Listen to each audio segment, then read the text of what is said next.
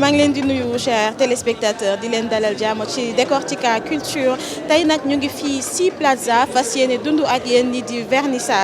vernissage exposition bu Ousmane Ndiaye Dago artiste photographe xam naa ni gëj ngeen di dund li mel nag depuis feebar bi di coronavirus activité culturelle yi dafa xaw a tagatémbe waaye tey nag Ousmane Ndiaye Dago dafa ñëw fësal liggéeyam mais aussi boole ci yeneen mbokku artistes yi am ku si mel ni Kalidou Kassé Kiné Aw Karafal ak nigérian bi di Okodorus donc dinañ dugg ci biir wan leen ak seen ay liggéey tey di ngeen gis peinture di ngeen gis photographie di ngeen gis sculpture waaye aussi di ngeen gis tapisserie donc du ñu def lu dul dugg wan leen œuvre yi nga xam ne ñoo nekk fi tey.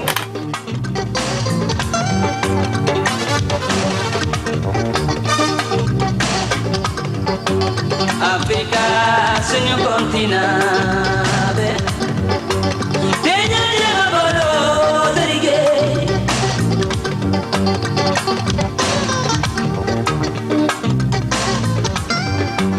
Olof Njaay moom lépp na daal nena nu ay di jàmbat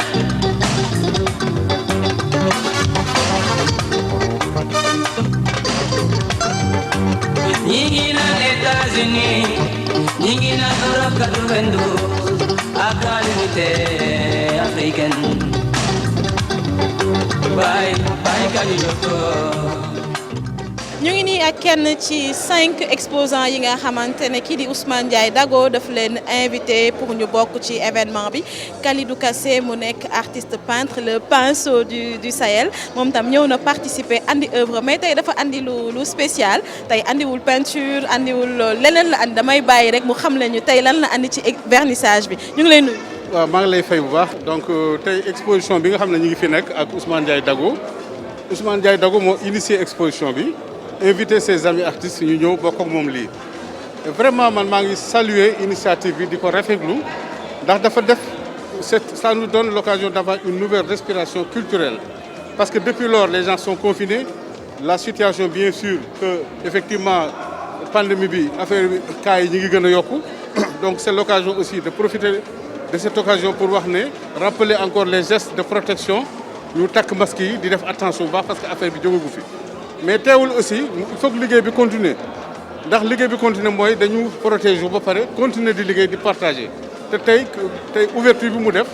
féexal na xol yi parce que ñu ngi gisaat encore une exposition ñu xam ci ban base la ñu war a démarrer waat. tey lan nga andi ci exposition bi. exposition bi dama ci indi une tapisserie moo nekk nii tapisserie bi ma tuddee ko couple en harmonie tapisserie bi dafa doon parmi mes productions. yi nga xam ne ci laa gën a fonk bi ma Ousmane Ndiaye Dago invité ma ne ko loolu laa lay indi ci tapisserie proposé ko participer ko ci exposition bi mu doon tapisserie boo xam ne mooy thème boobu. lu tax nga taamu tey andi tapisserie lu tax andi woo toile peinture nga taamu tapisserie thème bi moo ko waral wala da nga bëgg a wane beneen facette. waaw c'est-à-dire toujours damay wane beneen facette sama liggéey parce que damay def peinture di def tapisserie di def sculpture tey mënoon naa andi beneen mais je me suis dit bi ma Dago wooyee. tapisserie moo gën a yelloo pour ma présenter ko ci espace bi ba pare mu doon un grand format parce que ki la xalaat ba invité la kon jox na la cër kon su la joxee cër da ngay gis li nga gën a fonk ci yow nga mën ko yóbbul pour mu gën a jëmalaat exposition bi. est-ce que tapisserie bi dafa bokk ci li nga xam ne moom ngay préparer parce que année bi yaa ngi war a fêter sa 40 ans de carrière. waaw non tapisserie bi bokku ci ndax liggéey la boo xam ne defoon naa ko avant moom laa présenté ci parce que toujours damay am assez de production boo xam ne fu ñu ma mën a invité dans le monde am naa œuvre yi disponible pour mun ci dem cela veut dire que tey bi ma Dago Bay invité dama ne occasion bi laa am pour mun ko présenter par rapport ak exposition bi tout à fait. maintenant pour anniversaire bi nga xam ne mooy ñëw 40 ans boobu mais fii lay siwee. pour le moment parce que maa ngi ci production da ngay bàyyi ba après nga ñëw atelier tu vas venir à l'atelier ma wan la production bi ñu échanger ci parce que ça n'a rien à voir avec ça. waaye daal nañu xam ni ren 40 ans yi dinañ ko fêter te am na yu am solo yi. loolu sax man moo ma jaaxal man daal journaliste yi jaaxal nañu dinañ ñëw. exactement parce que quand même ça fait en 2015 la ñu defoon les 35 ans donc suñu nekkee 2020 cela veut dire qu'il y a 40 ans de pratique artistique. exactement. un autre événement bi nga xamante ne art dina dundaat peinture yooyu yëpp dinañ ko génneewaat c'est dans quelques fii ak ay fan rek xam naa ne wala fii ak ay weer dinañ ko xaar merci beaucoup monsieur Kalidou Kassé le pinceau du Sahel donc dañuy demaat xool yeneen participants yi nga xam ne bokk nañu tey ci exposition bu Ousmane. muy Ousmane Ndiaye Dago muy artiste boo xam ni kenn dootul wax ku mu doon ndax koo xam ni jaar nga biennale Venise jaar ay biennale ci àdduna bi fu nekk nga jaar fa ba yegg si bii tey kenn dootu la présenté et ñëw fekk fi ki nga xam ne tamit suma mag la ci art muy Kalidou Kassé ku xool tapisserie mbële xool xam fi mu jaar da ngay am satisfaction donc soo dee artiste bu ndaw comme man ñëw yàlla dimbala la nga ñëw fekkee lu mel ni da nga ciy kontaan mais li ci ma ci gën a neex nag mooy concept bi ak époque bi mu amee ndax du ñu nekk époque boo xam ni période boo xam ni dafa difficile ci sénégalais yëpp ndax bés bu nekk ñu dégg ci télévision bi loo xam ni dëgg-dëgg kuy jullit ku dul jullit sax soo ko déggee sarangoñ dana tuur mais ci jamono bu mel noonu nga xam ne ñëpp tiit nañu ñëpp jaaxle nañu ay artistes dajale fii ni malgré cela nañu observer les gestes barrières mais fexe indi nit ñi quand même ñu am leneen lu ñu féexale seen xol loolu concept la boo xam ne du ñu ne maa ngi leen koy wax sànq nañu góorgóorlu ba mu yaatu boobu dafa am solo c'est-à-dire que li ñuy wax naan dund ak li nga xam ni moom mooy tey li jaaxal àddina bi ci loolu ci la bokk ñi ngi dund artiste ñi ngi def ay exposition mais soo xoolee ñi fi nekk ñëpp kenn ku nekk ngi sol sa masque kenn ku nekk ngi moytoo sa morom presque à peu près 1,50 m loolu responsabilité bu muy indi mooy ñun mag ñi ndax dootuñu ay xale xam nañ ni ku ci aarul sa bopp soo moytuwul li lay daal day nuru xaru mais ndaw yi fi nekk ñun tamit am nañu conscience ni suñu aarul seen bopp jàngoro boobu donte ñoom seen yaram attan na ko mun dañ ko jot li mag moo xam ne su eggee ci kawam du baax donc criminalité day dugg donc loolu tey jataay bu mel nii ànd bu mel nii daf ko wone daf koy jàngale tamit may sant bu baax encore une fois les organisateurs di sant waa Sea Plaza di leen sant yéen it. kon tey mën nañu wax ni art def jël na mën nañ reprendre activités yi mën na reprendre malgré coronavirus bi tout en respectant les mesures barrières. art mosul taxaw ndax ci biir ba mbir mi ba mu amee laata muy egsi sax Sénégal bañ ko déggee ca Chine am na artistes yoo xam ne du ma lim sama bopp mais ci laa door commencer réflexion ci lii lan la ak fam lañ ñu yóbbu. laata loolu 2 ans ou 3 ans ou 4 ans avant on s'est posé beaucoup de questions parce que loolu artiste lan la artiste da ngay alerter artiste da ngay liggéey pour la postérité artiste doo nekk un court-termiste li ngay def da ngay xool enjeu yi am ci àddina enjeu yi am ci sa biir société nga xool nan nga koy farafàncee ci médium bu tudd toile bind ko xeetu mbind la soo ko bindee defar ko ba nga xam ne su ci bët tegoo dana ko neex ndax day taaru léegi nag soo ñëwee la ngay jàng ca biir kooku borom xam-xam yi ñoom ñoo la koy wax te loolu jamono gu ñëw dañuy am loo xam ni moom lañ ciy jànge lu ànd ak seen jamono loolu mooy art moo tax art nit mënu cee def ñaar boo ci defar benn lay doon ndax waxtu wi ñu koy defaree la ngay àndoon da nga mel ni ku ami rab. le berger de l'île ñu ngi lay gërëm di la sant mais bëgg naa nag nga joxe dig daje kañ la ñuy ñëw île ba ñu def décortiquage. waxtu woo leen neexee waaw foofu moom bunt bi tëjuwul. waxtu boo leen bëggee rek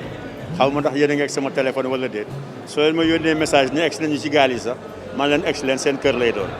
merci beaucoup donc rendez-vous mu ngi noonu xam naa ni du yàgg dara dinañ dem foofu ca île de Ngor def immersion fekk fa le berger de l'île de Ngor moo nekk nii tey.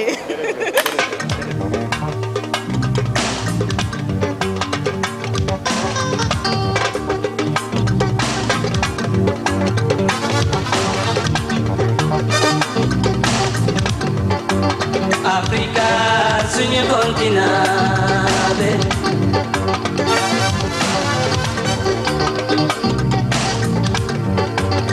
Africa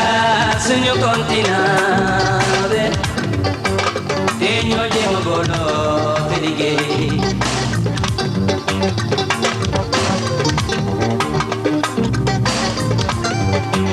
Olof Njaay moom lépp na daal nena lu ay di jàmbat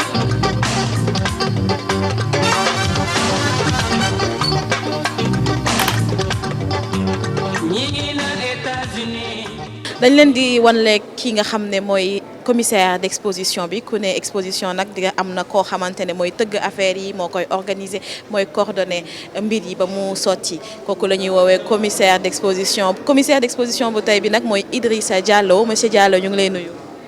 maa ngi lay fay Ousana. est-ce que yomb na ci période bi ñu toll nii organiser exposition bi ni mel. waaw période bi ñu nekk nii organiser exposition yombul parce que man su ma xoolee man en tant que commissaire d'exposition période bi pour rien au monde du ma ci woon organiser exposition mais nag comme àddina bi dafa vivre benn situation bu particulière bu difficile ak crise sanitaire bi donc organiser ci exposition dina baax dina am solo ndax art dafa am lenn lu muy def ci doomu aadama bi donc li ñuy dund nit ñi metti na ku ci nekk yaa ngi toog sa kër mënoo génn ak jafe-jafe ak benn incertitude mais boo xoolee tey li ñu organise nii tax na nit ñi ñëw mais ba pare ci biir ñëw boobu ki nga xam ne moom moo am xalaat bi di Ousmane Ndiaye Dago di nekk artiste bu mag boo xam ne fu ne dem na fa ci bitim réew wane liggéeyam ñu xam ko fu ne mu invité ay nawle artistes am parce que bu ñuy wax art dafa ànd ak générosité parce que art visuel li ngay joxe sa xol lay jóge donc nag loolu nga xam ne moom mooy générosité bi moom la partagé ak yeneen nawle artistes am donc ñu dajaloo fii muy Daouda Ndiaye di Amadou Dieng di Kalidou Kassé di Kiné Aw di Karafal donc ñu dajaloo nit ñi ñëw parce que tam yaa ngi sentir ne nit ñi ñëw bi ñu ñëw nañ parce que am nañ envie génn parce que nit ñi bëgg nañ dund mais nag ci biir ñëw bi tamit ak li ñu organisé nii tamit situation bi ba léegi dañul mu ngi fi metti na ba tey donc ba léegi tamit ak li ñu organisé ci biir générosité boobu ñu ngi ñaan nit ñi tamit li nga xam ne autorités sanitaires yi wax nañ ko nit ñi tam ko ne di ko respecté pour que tamit nit ñi ku ci nekk nga mën a aar sa bopp aar ñi nga dëkkal aar sa njaboot.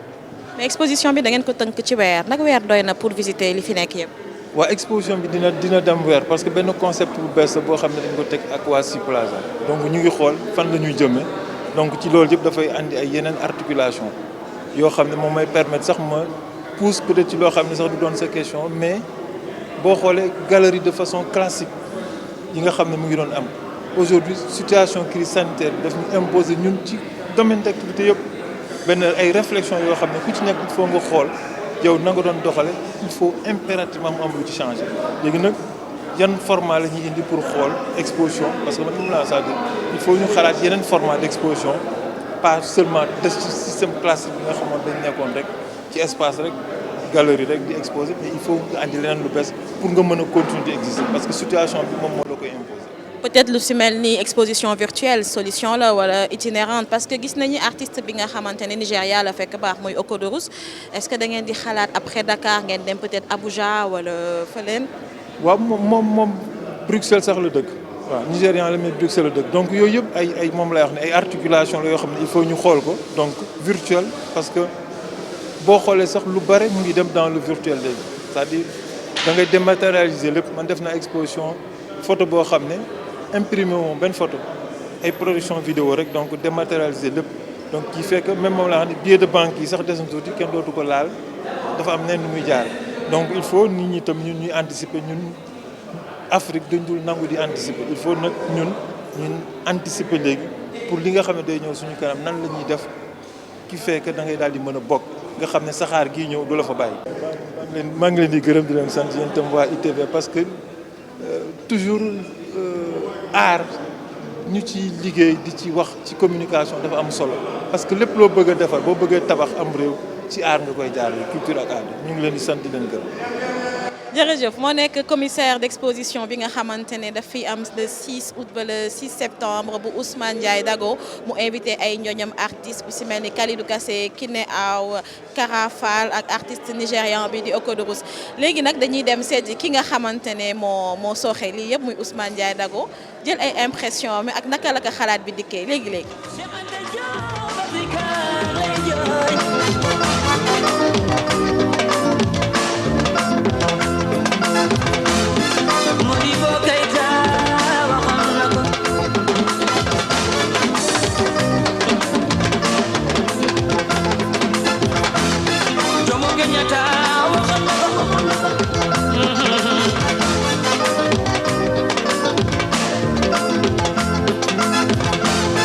Leopold Senghor waxoon na ko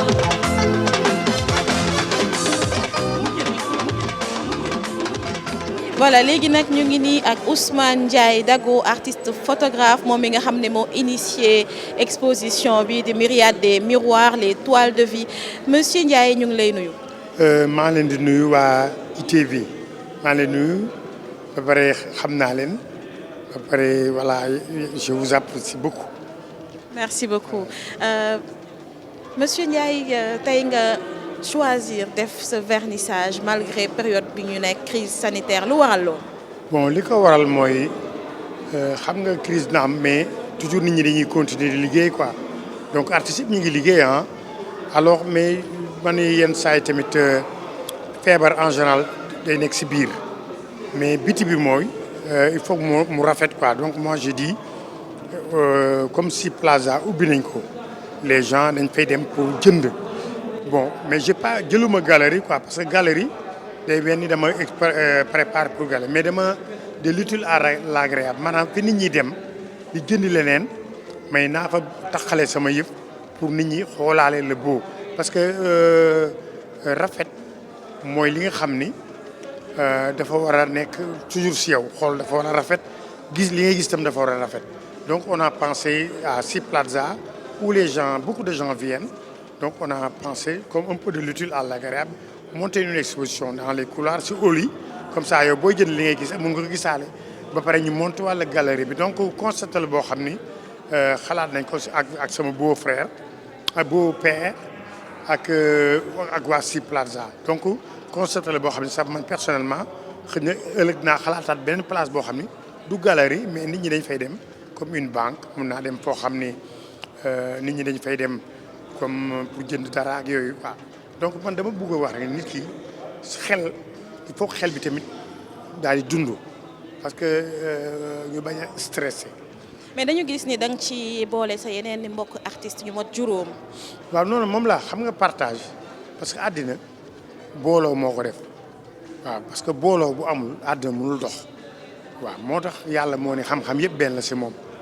comme xam-xam yëpp benn la man bu may def. lépp lu ma def si àddina dama si boole ay nit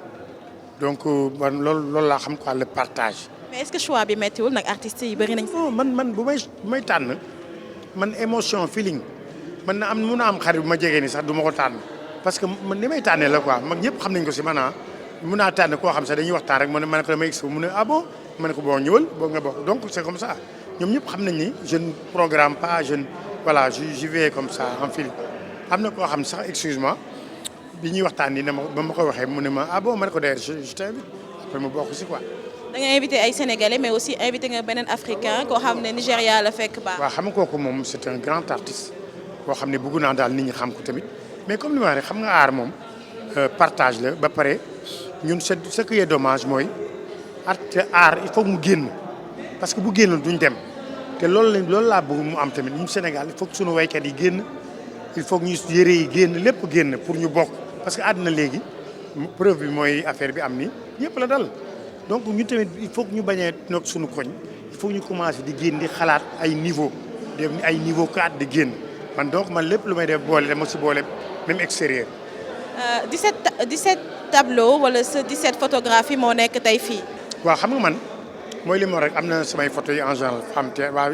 ñoom dama leen invité ku nekk indi ñaari tableau mais samay femme terre dama si yokk beneen concept parce que mooy émotion bi wax dama bëgg léegi xam nga dans la vie ku nekk y a la famille comme ni waxee boo demee kër jàmbur toujours photo famille ba nga fay fekk alors moi j'ai voulu maintenant prendre les photos là jéem koy def d'une façon artistique maanaam def ko sur toile et puis mettre de la peinture associée si pour donner un peu d'émotion et puis maintenant it moom laay liggéey comme ñu ngi si Covid bi donc on est des photos de famille dans les maisons ay maam grand-père ak yëpp waaw. mais est-ce que ak période bi ñu nekk nii un mois pour exposition bi dina doy sànq maa ngi ko doon laaj commissaire d'exposition bi nag doo leen xalaat gën ko pousse wala peut-être mu nekk exposition bi nga xamante ne day nekk itinérante wala ngeen dem sax Nigéria peut-être wala Bruxelles fekk fa. non xam nga dafa am idée première xam nga boo defee idée première rek mooy indi yeneen yow daal ñun li ñu xalaat mooy exposer nañ après on va continuer ça. mais on va essayer de ne pas ñu def benn expo bu enfermé wu quoi mais dañuy def foo xam ne nii dañ leen permettre ñu dem fa on place nos trucs nga xam ne boo toogee am lu sa xol lu neex looy gis quoi comme ni ma te lu neex moom mooy lumière couleur mooy ñaari affaire parce que on n'est pas dans les ténèbres. Monsieur Ousmane Ndiaye Dago ñu ngi lay sant di la gërëm. waaw man tam vraiment kontaan naa te bi yow toujours ba may indi damay kontaan parce que vraiment j'aime bien ITV et puis surtout yow vraiment tu es dans l'art te art mooy li ma wax rek xëy na nit ñi ñëpp ay day nelaw si yow nga bañ ko yëg mais ñëpp artistes donc il faut que loo xam ni dafa bokk si ñun te dañ ko war a dund loolu mooy art. jërëjëf.